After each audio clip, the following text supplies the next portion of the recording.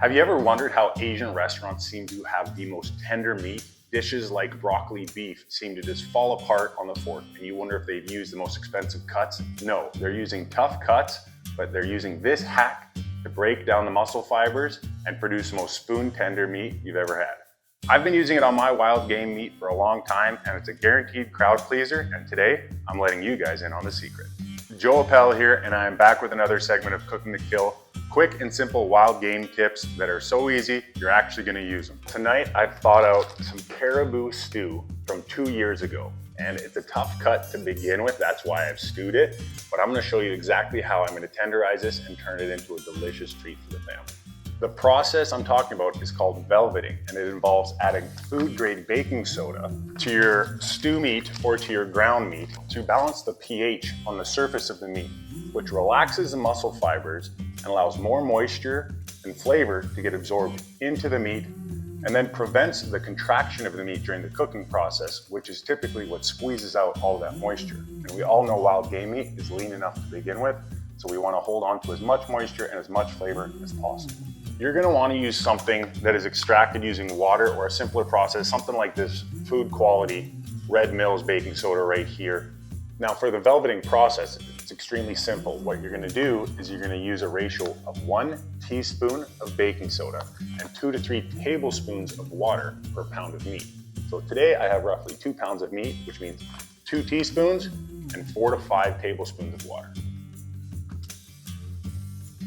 Now that I've got my slurry mixed up, all I'm going to do is pour this over the meat, mix it around, and set a timer for 15 to 20 minutes.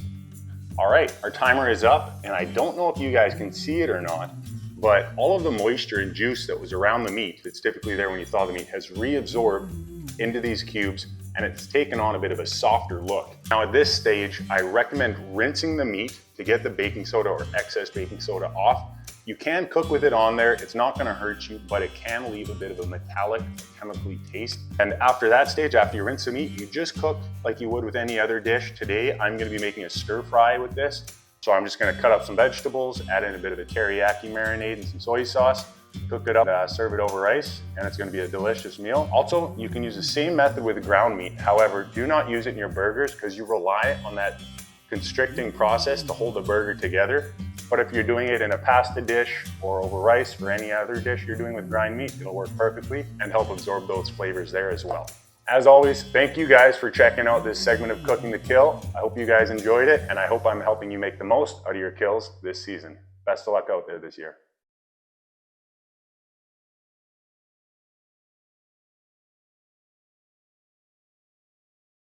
Out here today setting up some trail cameras for elk, and it is thick brush in here and absolutely loaded with Devil's Club, which is one of the reasons I'm wearing my Kafui pant from Canis Athlete. It's their thickest fabric pant, which makes it a perfect pant when you're hunting these areas that have a ton of thorns. Gives you that prevention. If you've wrestled with Devil's Club before, you know exactly what I'm talking about.